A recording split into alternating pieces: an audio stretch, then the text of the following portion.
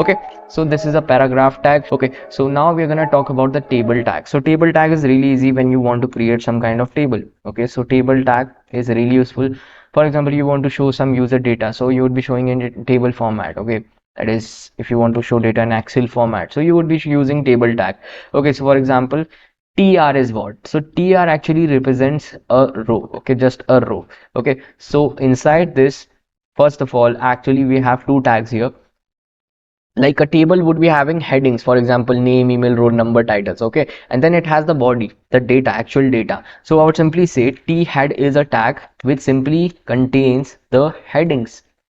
And similarly we have the T body. Okay, we have the T body, so for that you have to simply write T body. Okay, similarly we have T footer. Okay, so similarly we have T footer. Okay, so these three tags are available inside table. Usually you would see it something like this. Now guys, here I'm gonna say that my first row is represented by TR. Again, you are gonna create another row would be represented by TR tag. So now I'm gonna say that at the top I'm gonna simply say that my heading must be highlighted. Okay, so I'm just gonna say that name is here. Okay, and then let's say one more parameter is let's say we have age also, so I would just say that we have age also. Okay, so I've just added two things. Similarly, if I just copy this and if I paste it again, so you can see a new row would be created. Okay, so the new row would be created. For example, I have added these. Okay, now in my body I'm just gonna say just create a row and add some fields. Okay, so I'll just say TD John TD23. Okay, so TD simply means column. Okay, inside this you can add a normal P tag or any tag also. Okay, so inside this also I can simply type P tag also, any normal tag. You can type any normal tag, or you can show an image also, whatever you want to show inside th or td, anywhere you want to show you can show an image also. Okay, so right now I'll just make it normal. Okay, similarly we have other user also. So if I just say that we have one more user, so you can see that this is the one more user.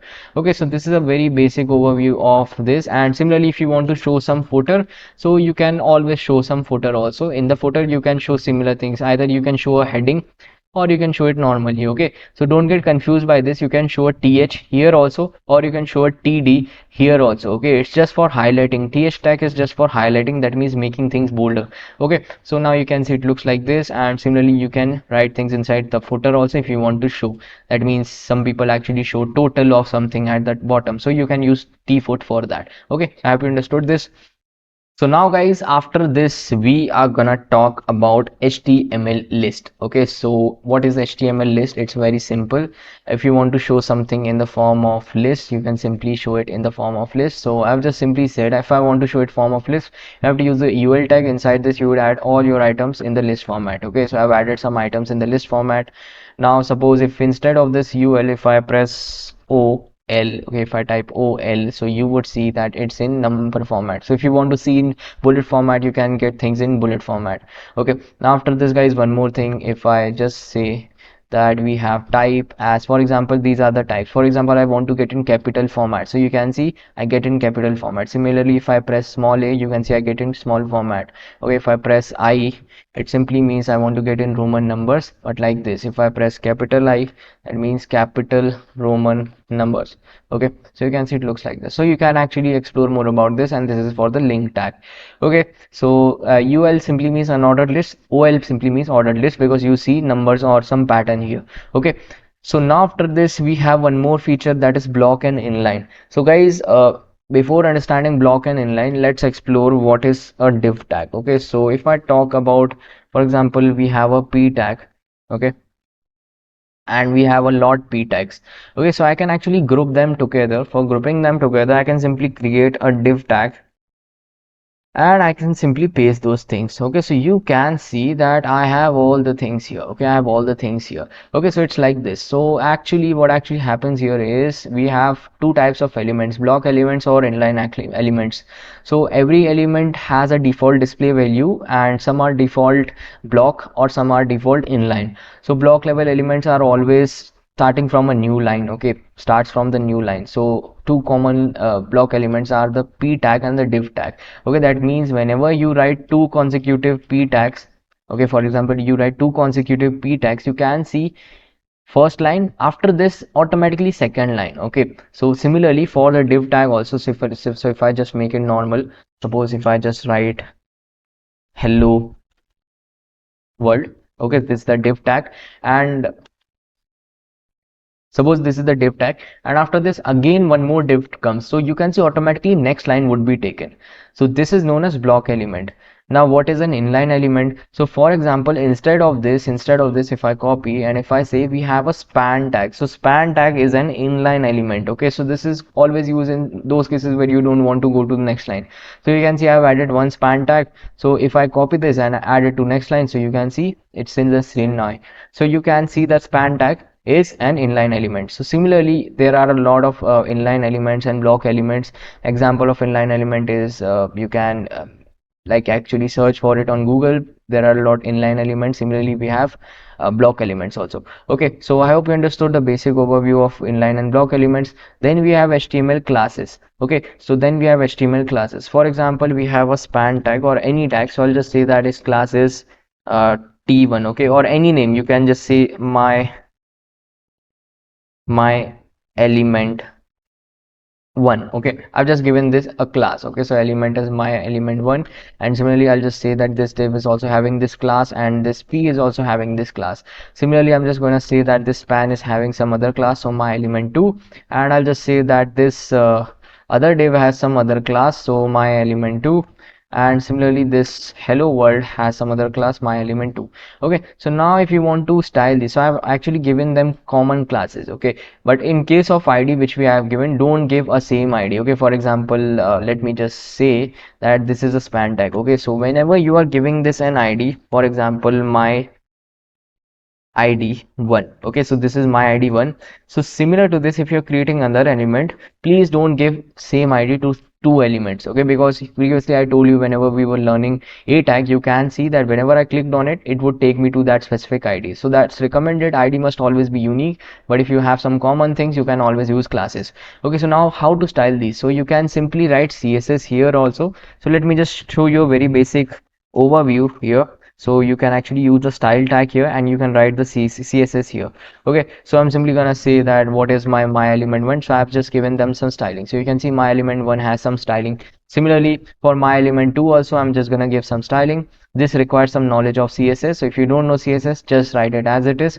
Later on we're gonna learn it. Okay, later on we're gonna learn it. So you can see that I've just given them some styling. Okay, so you can see it looks like this and it looks fine. Similarly, you can give stylings to id also. So if you want to give styling to a class, just start it with dot. If you want to give it with an id, just start it with a hash.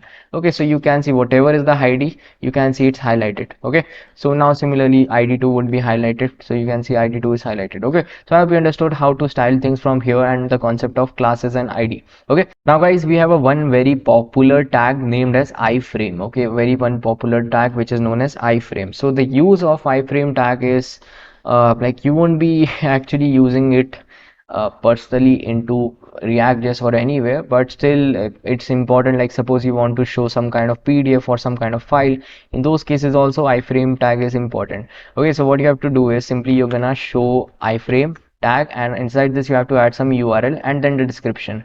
So let's say I want to show this google.com. okay, suppose I want to show this. Okay, if I just go to the home page of Google, if I go to home page of Google, if I just copy this and suppose if I paste that URL. Okay, so right now you can see that Google doesn't allow this, but if this was your own website, then definitely you can see it easily. Okay, for example, what you can do is let me just create a file named as index1.html. okay, and I'm simply gonna write some code here. Okay, so I'm simply going to write some temporary code here.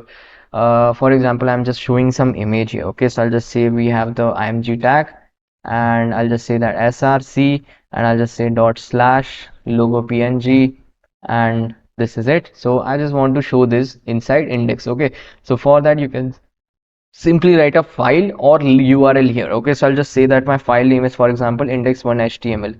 So you can actually see, now I can see the index1 HTML. You can actually add a few more parameters, like you can give it a width also and height also. So you can see automatically it would take some width, and height is actually automatically 100% simply means maximum space. So if you make it 100 VH, 100 VH simply means give full height. So it won't work here. Actually, you have to do it separately. So I'll just say that it has a class name of my iframe. Okay, so I'll just copy this and I'll just add some CSS to it. I'll just say that suppose I want to give the width 100%. 100%, that means take the width of whole page. So instead of this I would write VW. VW simply means take the width of whole page. Similarly, VH simply means take the height of whole page. So you can see it looks fine. So you can see that's how you can style it, and you can show any data. And this is really useful for those cases when you want to show some website of yours into other page. Okay, so this is iframe tag. Now after this we have a lot different things, like extra things. For example, we have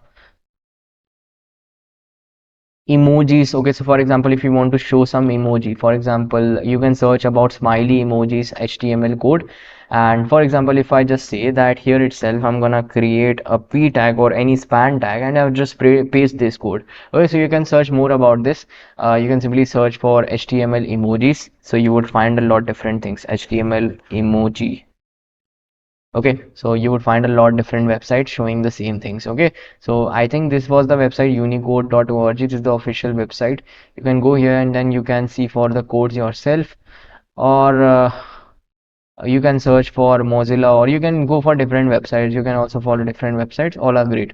Okay, so now I have shown an emoji also. Okay, so after this we have some symbols also. So for showing the symbols, for example, you can again search for symbols. If I show you euro symbol, okay, if I want to show the euro symbol, so for euro you can search for this. Okay, so similarly you can search for Google how to show euro symbol on HTML, how to show degree symbol on HTML, things like that. Okay, so you would get a lot of things from there. So after this, guys, we're gonna talk about form tag in HTML. So what is form tag in HTML? So it's a very simple tag. Here you always write the form data. Okay, so form tag, just write it this way. And after this, I would just pass the label. Okay, I would just pass the label, and then inside this label is actually some kind of p tag itself. You can simply write some text here. So I'll just say that, for example, first name is this. Okay, so this is the label tag, and I would just say that I also have an input tag in which I can give my input field. So you can see what I've done is input type is text. That means you will be writing text here, not a number, just a text. That is a text in sentence or word or character format. Okay, just A B C D or 1 2 3 4, just in character format. Okay, then you can see I've given it a unique ID, then a unique name. Okay, so according to this only you have to always give label also. So I would just say after this I would write for f name. Okay, so according to the name ID, things are working like that. Similarly, if I write second name also, so second name also works like this. So you can see I've added these things. Okay, so guys, yeah, now you can see that it looks fine, but I don't want this beer right now. So you can see it looks fine. So if I just write something here, I'm able to write here. Okay, so after this we have one more thing, that is radio buttons. Okay, so radio buttons is very easy. If you use the type radio, it's of type radio buttons. Okay, so I'll just add some more space here. So you can see we have type radio, and what I've said is the type of this is radio, and the ID of this is this, and name is this, and value is this. Okay, so I've added a radio button also. You'll be also learning more about radio buttons later on. You can use radio buttons, and just an overview. And after the radio button, please show the text about the radio button. That means people must know what's this radio button about. So you can see this radio button is about JavaScript. Similarly, I'm gonna add one more radio button. I'm just gonna say that we have one more radio button. I'll just say that suppose this has value as CSS. Okay, so CSS is the value. This is important. Value is important. You don't need to worry about the ID, but value is important. Okay, whatever value is important would be selected. Okay, and I'll just say we have CSS here. Okay, so suppose someone clicks on this, the value selected is JavaScript. Or someone clicks on this, value selected is CSS. Okay, so this is the radio button. Similarly, guys, we have checkboxes. So checkboxes is similar to this. For example, I'm just gonna create a division inside this. So you can always create a division for grouping things. I'm just gonna paste things here. So you can see I've simply added an input and label. So you can see it has input for for value bike, and if you select this, that means you are talking about bike. Okay, similarly for car you are talking about this, if for boat you are talking about this. Okay, some basic overview. Now after this, we at the end you have to show a submit button also. So whenever you're creating a submit button in your form, the type of that submit button is always submit. Okay, that means when you filled all the details, if you click submit, this form would be submitted after that. That means whatever you want to do. That means, for example, I just want to say that after submit, that means whenever someone clicks on the submit button, what you want to do, suppose you want to call the register API. Okay, so you would be learning backend later on, so you would learn how to call the APIs, but right now you know that after submitting, I want to call the register API. That means register the data into backend. Okay, that's what it does. Automatically whenever you submit, this would be called. Okay, right now you can assume that this is working, but obviously we have just written it for example. Okay, so this is the form, and you can learn more about this. We have different kind of attributes, like for example, we have select tag, we have text area tag, we have button tag, we have field set, we have legend tag, data list tag, output tag. I would just write all of them, so that if in future you want to know, you can actually learn more about these. Okay, so these are all the tags which you have inside the form. You can learn more about these later on. Okay, so this is the form tag, and I have told you important elements inside this. Okay guys, so after this we have a few more things. For example, if you want to show some kind of video, what you would do is you would be using the video to tag in HTML. You can learn more about this, you can search about this, you would find this. Okay, so I think I have covered enough of it and enough of the HTML part. Now from the next videos we are gonna talk about the CSS part. Okay, so from next videos we're going to talk about the CSS part.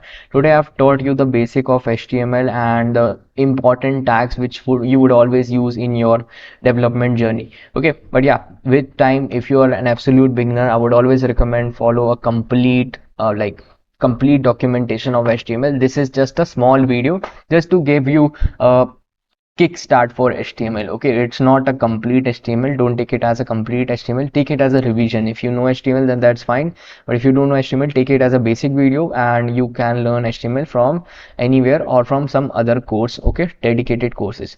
Okay, so I hope you understood the basics of HTML, and we would be using these into the CSS part, then we would learn the JavaScript part, then after that we are gonna start with the merge tag completely. Okay, so that's it for today. I hope you understood this video. I will see you in the next one. Till then, have a good day. Bye bye.